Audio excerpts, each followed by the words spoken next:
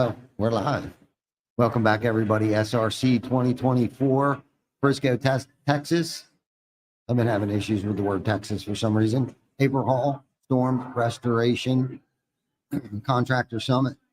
My man, Chuck Thokey. How you doing, brother? Man, I am so pumped to be here. Me too, man. Me too. Good we stuff. got the sales panel coming up. We've got Jim Johnson. We've got Dan Walrack on there. We have, I mean, this is just a star-studded panel. I love the way that that April has put these panels together this year. Yeah. It's definitely just the way that they put this panel together.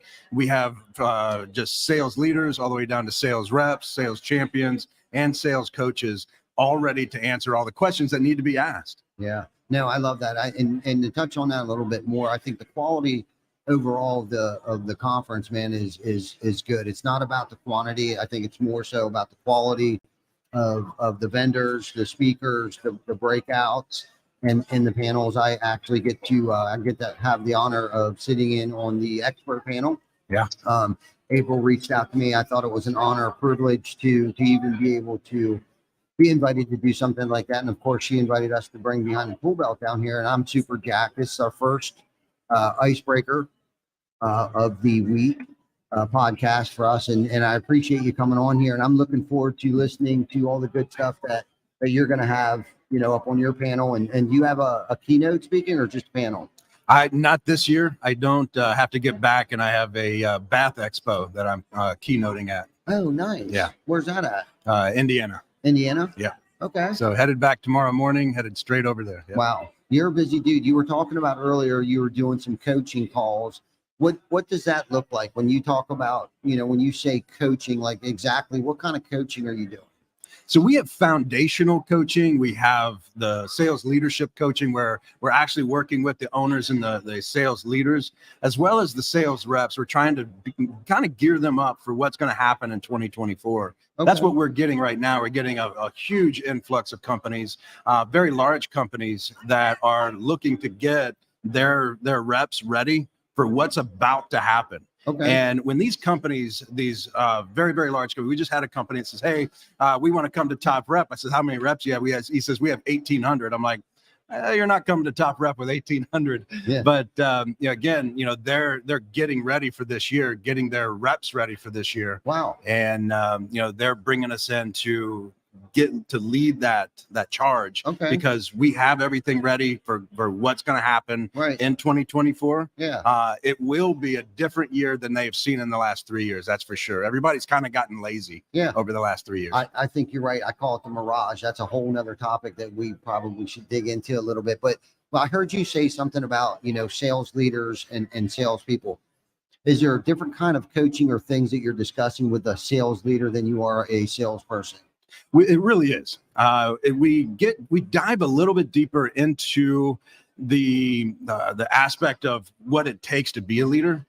We kind of take the kids' gloves off. When we're dealing with sales reps, we have a lot of emotions and stuff like that we'll deal with. So we deal with them with kids' gloves. When it comes to a sales leader, those gloves, we let them know exactly what's needed, what they need to be ready for, and we gear them up for that.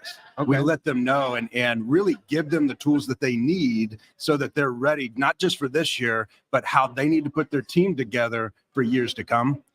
When we do sales coaching for sales leaders, we have a foundational piece that we put them through so they understand what it's like to be that sales leader. Mm-hmm. And then we start to gnaw away on some of the challenges that they face on a daily basis. Okay. Tell us a little bit about the tools that you're arming the sales managers or sales leaders with. So one of the things that we do is we'll take them through what we call sales rep matrix. And we start to ask them about their sales reps. We put them into one of 4 quadrants. And then depending on where those quadrants are, where they are inside those quadrants, will tell us and tell them what they need to do with that particular sales rep, not just with their sales team, but that particular sales rep, what needs to happen so that they can put them into that upper quadrant. Okay. So you're okay. So what you're saying is so as individuals, not necessarily as the entire team. So why is that important? We manage the team, but we succeed through the individuals. Okay. You can't just take a look at the entire team and say, all right, guys, this is what we're going to do. Mm-hmm. Because everybody is train differently. They learn differently. Love So we do have our sales meetings. We have our power hours that everybody's starting to do. But yet we pull them in individually Mhm. to try to work on some of their strengths and weaknesses. When I say the strengths and weaknesses, so we're going to push their strength.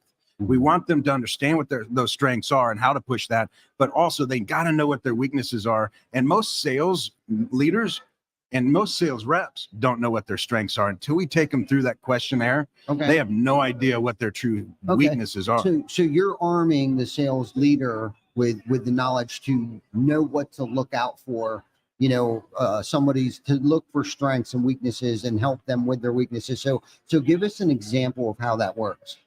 So when we look at a weakness, maybe it's that they have a hard time in the close. Mhm. We have a lot of sales reps, and inside of big companies, inside of small companies, where what we find is that when it comes down to going past the price and getting into that controlled argument with the homeowner, most sales reps just don't have the stones to actually do it. And it's not about saying, hey, do you have the guts to stay in the fight? It's like, no. Because we do and we teach low to no pressure selling. And so when we help them to understand how to continue that conversation through leaded questions, through probing questions, through those solution-based questions, Mhm. then they understand how to close that deal without totally having to go into an argument with the homeowner. Yeah. 'Cause What do you think the biggest mental challenge is for a sales rep? Like, why do you think they struggle to close the job? most of them are just lazy. Okay. They've gotten lazy over the last 3 years. All you have to do is show up the last 3 years. We get a lot of these folks and say, Yes. hey, and a lot of these coaches even, they'll say, hey, we've taken these companies and we've blown them up. Yeah. Well, just so you know, every company blew up in the last 3 years. Yeah. Regardless if you did anything or not. So it's you're going to find out who the leaders truly are. Yeah. Because calm waters, that was last year. That ended last year. Right.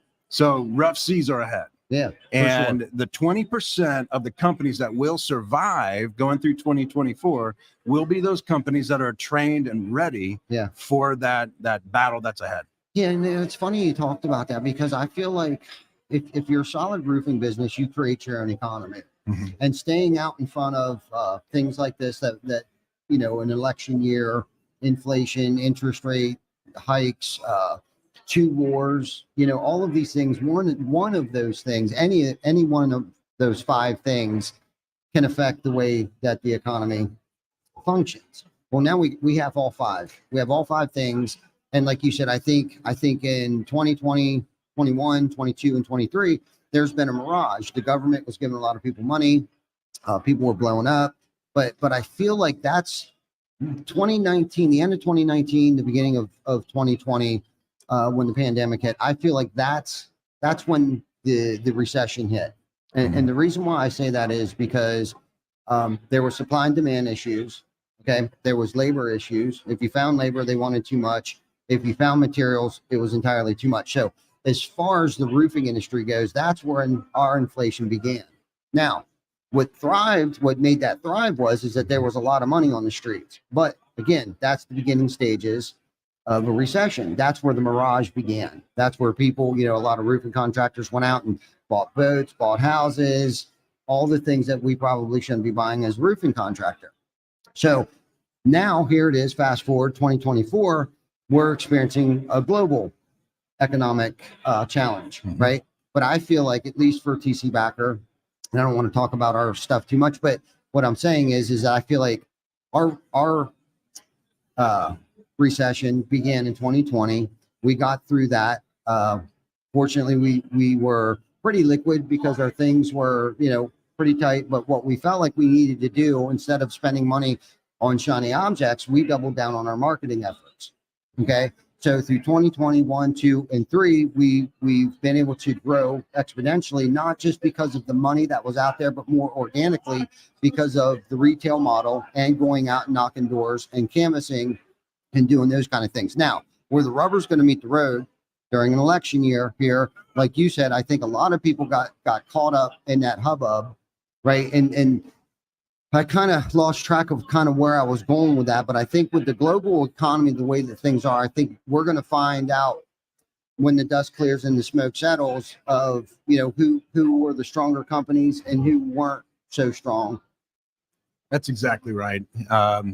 The going into, because we had a launch pad, and those companies that used the last 3 years as that launch pad are doing very well. Yes. You know, they used the money that they got. They didn't go out and buy all the expensive cars and all the stuff for themselves. They spent it in the building of their organization.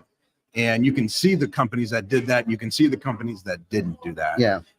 But those companies that did invest in their team, not just in the sales team, but in the marketing team, the phone team, the production team, those folks that invested in those are the people that are going to stick around. Mm-hmm. Everybody else, they're going to just kind of go away. Yeah.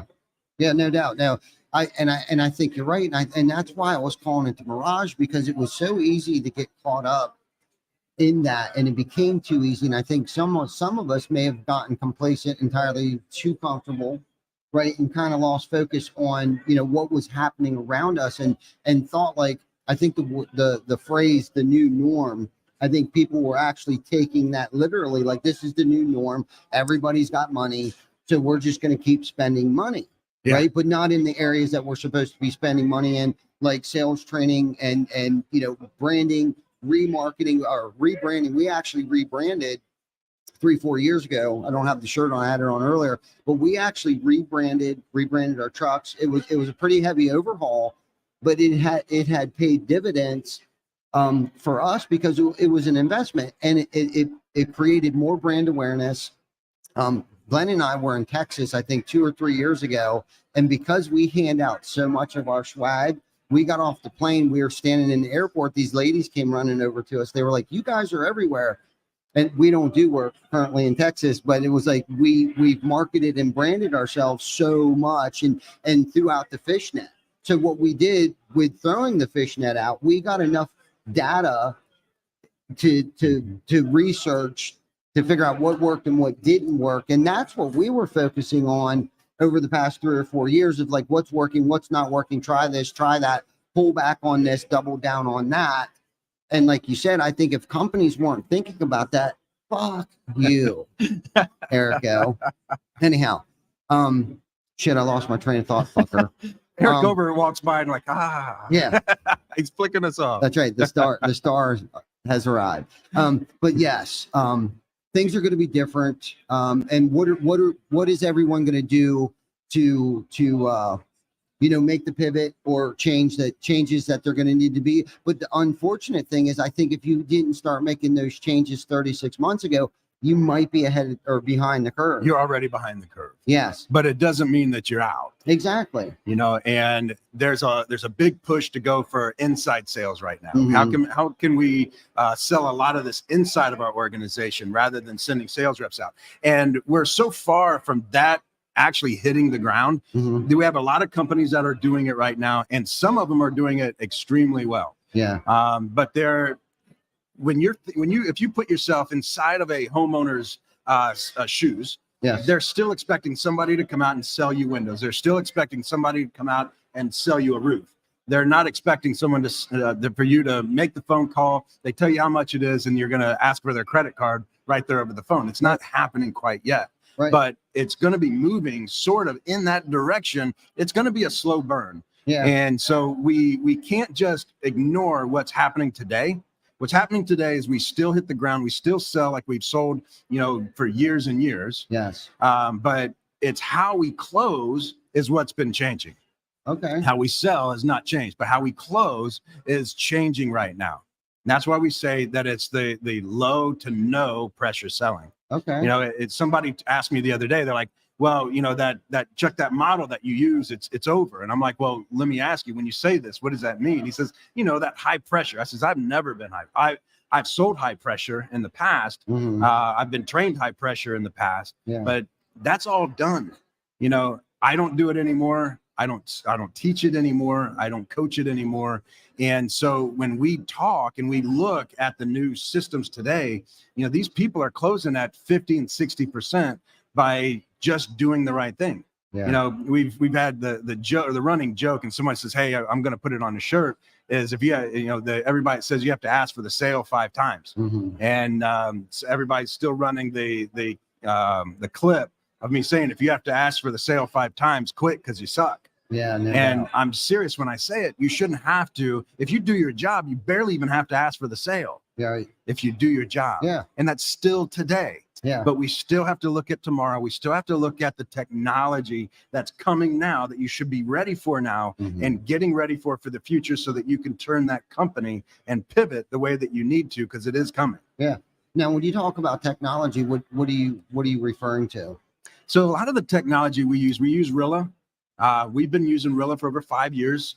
We've been using Rilla just as they were starting to come into the home improvement space. Okay, what is Rilla for those of us that don't know what it is? Yeah, Rilla, what Rilla does is it allows your reps to be recorded in the house. And I know there has not been a company that we have helped that we have brought Rilla into where the sales reps are like, oh, hallelujah, they're coming in to videotape us or to audio tape everything we do. Yeah. Until they do it and they see what it does for them. Okay. They see what they get the chance to hear themselves, but also be rated in the house, be scored in the house, and told this is what you did right. This is what you should probably look at doing next time. Right. And a lot of it's AI. So we will actually come in and be your virtual sales manager. Top rep can do that.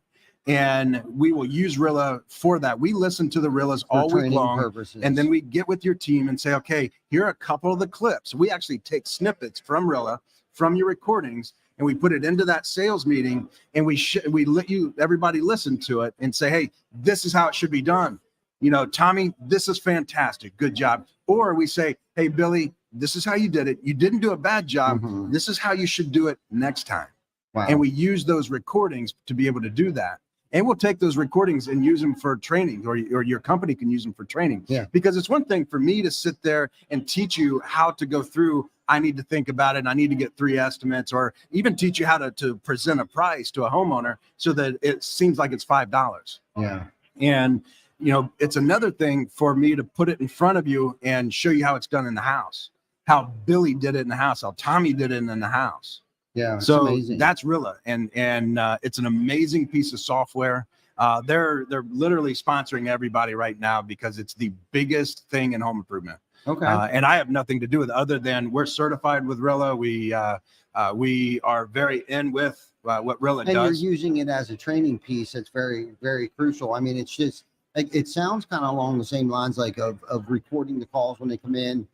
I know we record them and we use the recordings for training purposes, so the person answering the phone can hear themselves and realize that they should have asked more questions, or how they sounded answering the homeowner's questions when the call came in.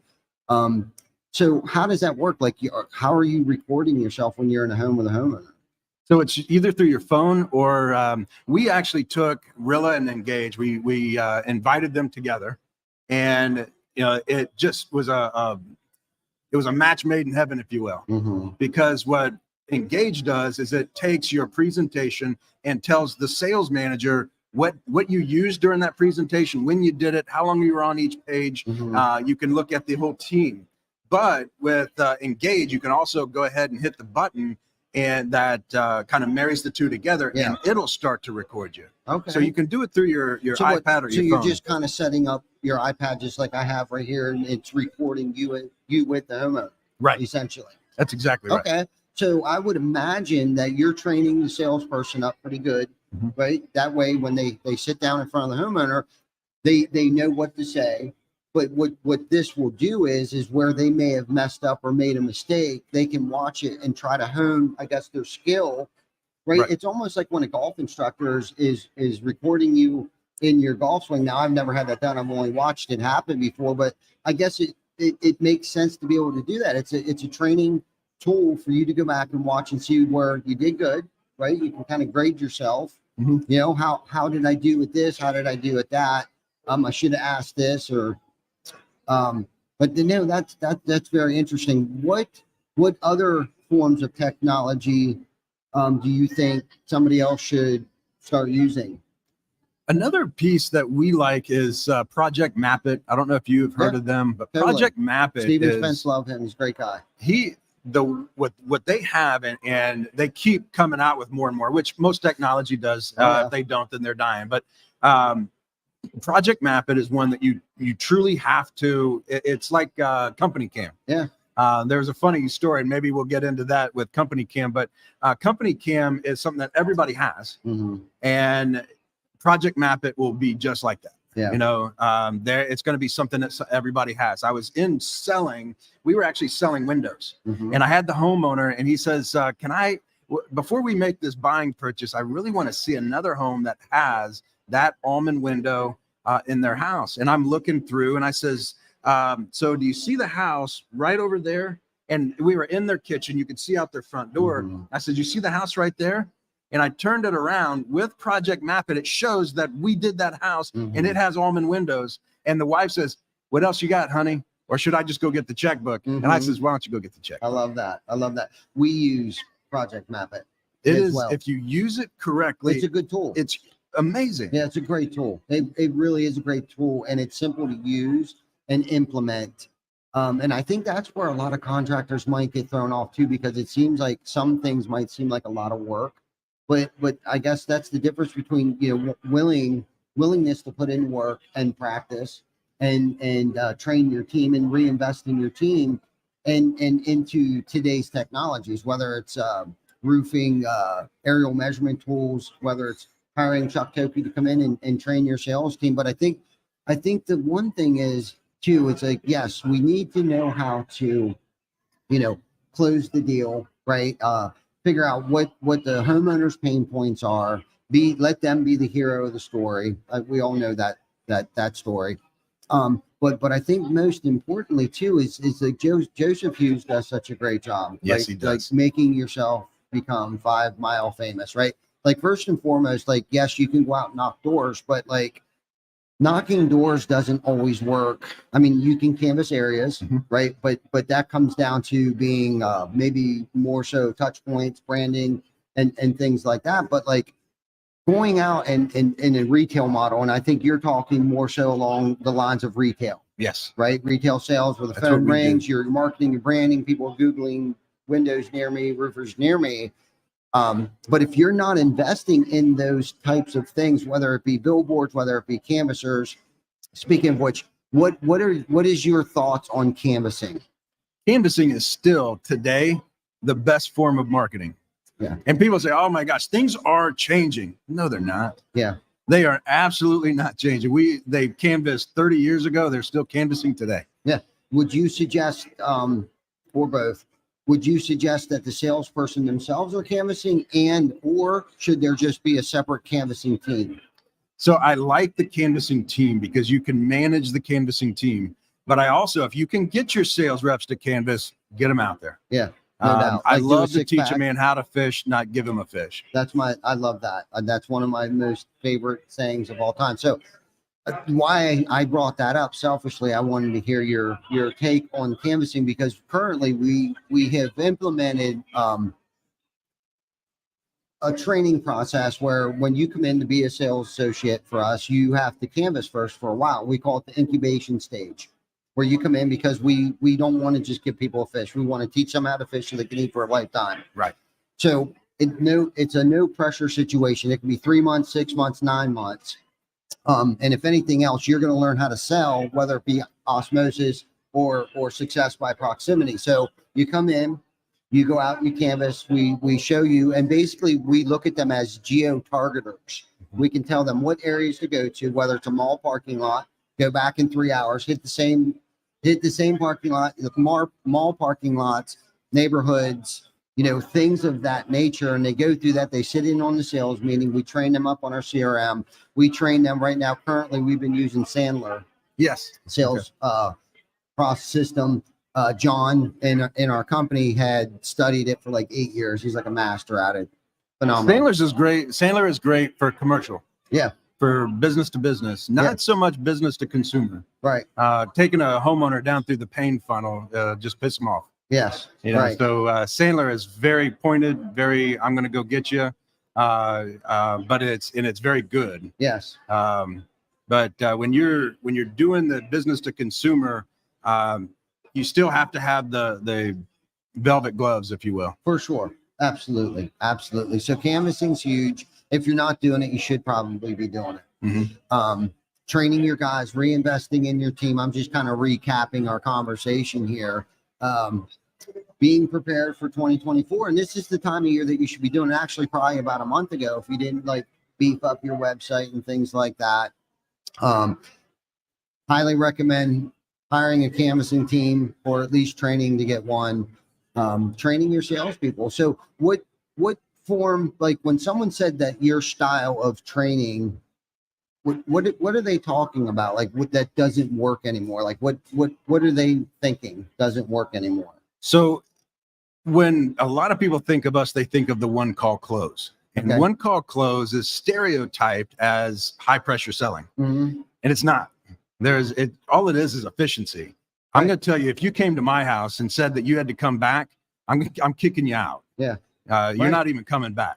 Right. You know, I don't have time. I didn't have time to meet with you then. You think I have time for you to come back? Yeah. You know, this whole 2-step close thing. Right. And so it's just understanding efficiency and understanding that that homeowner just doesn't have time for you to keep coming back over and over and over again. Yeah. Now, how would you recommend if it's a roofing call that comes in, salesperson goes out, how do you explain that whole entire process to me? How is the salesperson getting the quote and everything, like from soup to nuts? Give me that synopsis. So when they get there, there's a whole process of, you know, whether it's the entry and warm up. What are they going to do when they get there? They have 30 seconds to get out of their car. I mean, we literally line out the entire process from pulling up to the house, from getting out of the car, walking up, knocking on the door. What are you going to do when you knock on the door? What are you going to say when you knock on that door? To getting in the house, sitting down with them, not just jumping up on the roof right away. Mm-hmm. So we want to sit down with them. We're going to go through a process with the homeowner. You know, and once we go through that process with the homeowner, then we're going to get up into the attic. Now, I have a lot of companies that'll raise their hand and say, yeah, we get up in the attic. I said, you have one guy in your organization, I promise you, that gets up in the attic. The other 15, they don't get in the attic. Yeah. You know, unless you follow them and make sure they're getting in the attic, they're going to skip that as many times as they can. No doubt. You know, so again, you know, we followed this process, and when we know that the sales reps, we know the companies that follow the process, because their close rates are where they need to be. It's very consistent. You know, when they get up and do the inspection, we do an inspection like nobody else. And again, the reason why we do the inspection like this is because we do it because nobody else does it. Yes. You know, we do it because we're different. When we say that, hey, you need to be different as an organization, you don't just have to have different logo, different vehicles. Sometimes it's just the sales rep in the house. Yeah. I ask a lot of times when I'm speaking. So when you're leaving the house, you turn around and say, hey, do you mind if I ask you, what was it, Mr. Smith, that made you buy today? And that homeowner is going to say one thing, and they say it every single time. We bought because of you, No the doubt. sales rep. Yeah. So we look at how that sales rep does their job in the house to make them different, how they speak, how they act, their process in the house. Mm-hmm. So that is what makes them different. When that sales rep leaves the house, the homeowner, after they've bought, will say, now that is a process that we've never seen before. Now, how long does this whole entire process take? It usually takes about 60 to 90 minutes. Okay. If it takes you less than 60 minutes, you're not doing anything. You're not doing it right. You're jumping up on the roof. You're coming back down, giving them an estimate. We like to call these either order takers. We like to call them campers. Yeah. You know, they're definitely not selling. And then we always get the folks, oh, yeah, we sell. Mm-hmm. You know, we sell it. Mm-hmm. But let me ask you, where do you get your leads? Oh, we're all word of mouth. Well, who wouldn't buy from you if it's all word of mouth? Yeah, right. And you're also probably $2 to $3 million. No, I'm not knocking people that are 2 to 3 million. What I'm knocking are the people that are 2 to 3 million for the last 7 years. Yeah. Yeah, for sure. For sure. Shit, my mind just went blank. I was going to ask you a question then, because that was very interesting stuff. So 60 to 90 minutes when you were in a home.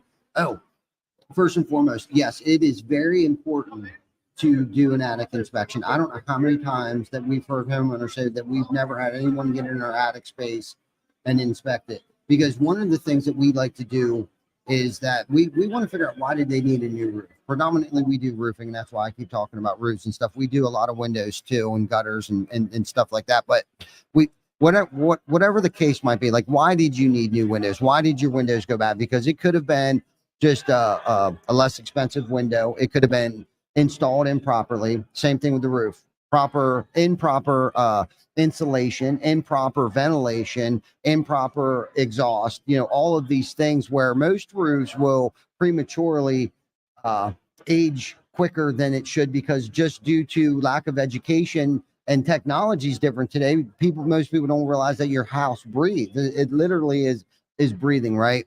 And I think about this all the time. Each time that the weather changes, like the other morning on my way to work, it was frost on the roof, but you could see which homes had good attic ventilation and insulation and which homes didn't. And saying that is training your team to identify things like that, so then they can educate the homeowner. So are you training your guys to educate the homeowner? Is that a part of your training? And if so, tell us a little more about that.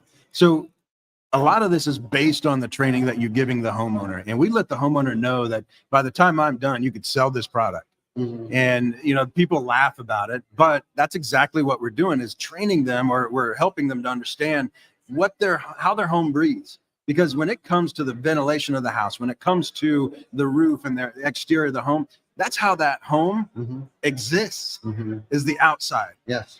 They have, the inside of the house helps them live. Yeah. But the outside of the house helps that home exist. Absolutely. And so we're going to help them to understand how it exists, why that home and all their neighbors, if they go out and buy something cheap, why their neighbors, they never have to do anything to their house, and they're always replacing this, always replacing that.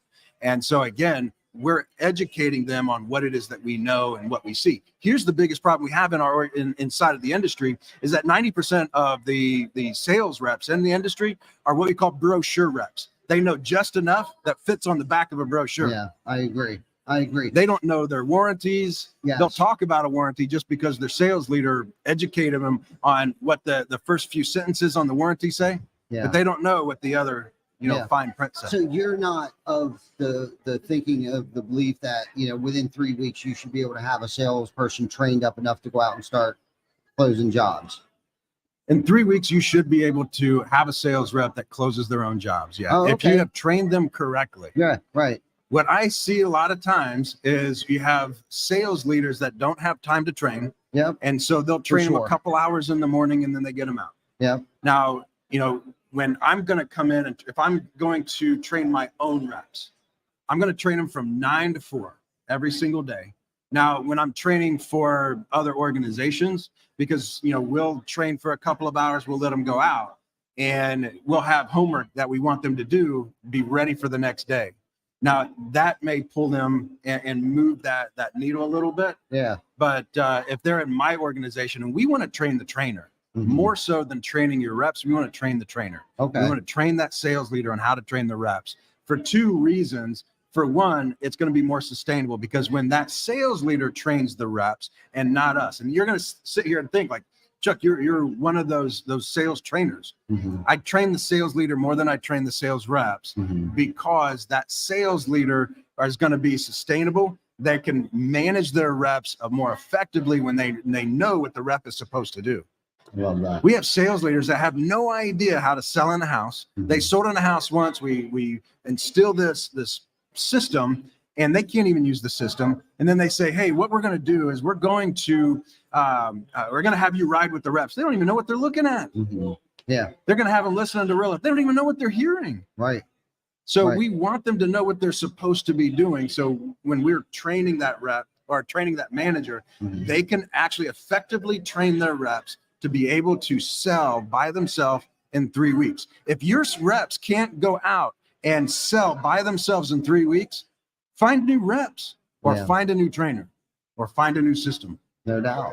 Because they should be able to sell. I don't care if it's windows. I don't care if it's concrete, if it's roofing. Yeah.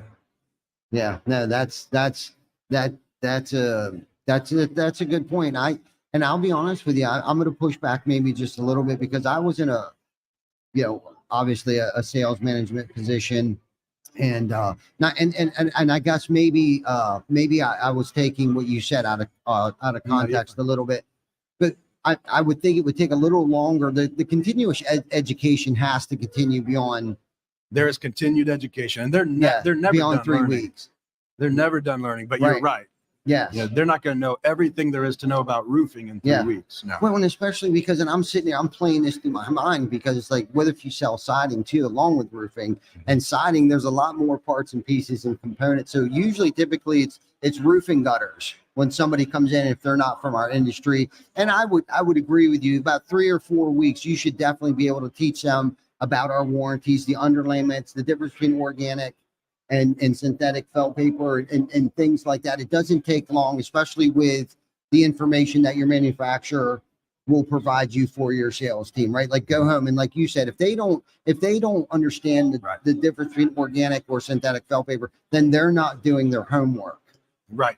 That they should be doing, and that you should probably be looking for other salespeople. That's why I keep looking at Glenn. When you saw me look over, I was looking at Glenn over there. Because he's a big stickler too, and his patients are probably, actually my patients probably a little more than his, because that's why he's out front now and I'm not anymore, because I'm a little more tolerable, you know, or tolerant of salespeople when they come in. But anyhow, but I would say that the continuous education of, and this is the other thing too. Now, would that be with a salesperson managing the job during the production phase of that, or are they just going out and selling the job? They just go out and sell the job. Okay. And then you would suggest having a production side taking care of the job and the build and things like that. Okay. And that's kind of where I was going to push back a little bit, because I'm sitting here playing this through my head. I was like, Jesus Christ, it would take a minute to you know, the production side of things, ordering, scheduling, you know, all of those and that things. should not happen. I don't care what organization you have. Yeah. A sales rep should not be doing that. Yeah. No, we agree too. We wholeheartedly agree that there should be a production side of things that are handling all production, and there should be a sales side of things that should be, and salespeople should be doing sales, and production side should be doing production side. So now, should a sales rep be on their jobs? Yes, they should, right, for many different reasons, but it's not so that they're managing the job. Right. There should be someone else that manages the job, but the sales rep should be there. Yeah, no, I agree too, because that's the face of the company. And that's like you touched on earlier. That's why the homeowner went with us, was because of them. So they should be there. They shouldn't just come in, do a cash grab. I call it the cash grab and not come back ever again. No, that's good. Chuck, this has been a really good, I feel like we can keep talking, but I know I promised Randy walked by earlier. Eric did the same thing.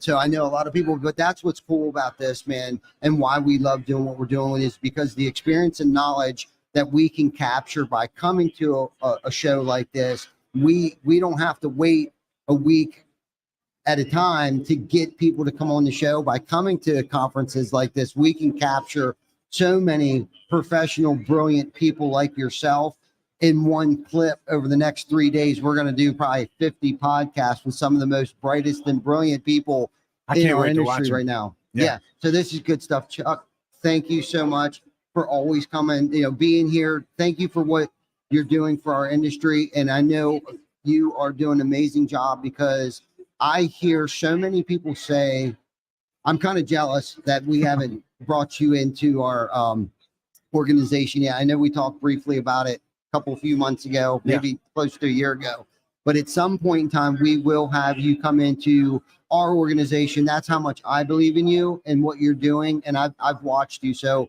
and have heard a lot of people talk about always good things about your stuff. So Chuck, thank you for coming on. Thank you for everyone for tuning in. Chuck Thokey. Chuck, easiest, best way to get a hold of you if someone wants to bring you into their organization to have you train them? So the easiest way is just going to topreptraining.com. Okay. And then we have a top rep coming up in February 19th and 20th. It's already going to be the largest one. We've got Bob Quillen coming in. We got Megan Beatty. We've got some pretty big folks coming in, and they're not there to sell their stuff. They're there to train. Nice. So we're going to be training phone staff. We're going to be training the sales reps. We're going to be training the sales leaders. I mean, it's going to be amazing. I love it. But the easiest way to get a hold of us is topreptraining.com, or you can email me or find me on social media. Email is just chuck@topreptraining.com. There you go. You heard it here, man. You guys stay tuned, because we will be back here shortly. Thank you for watching. All right.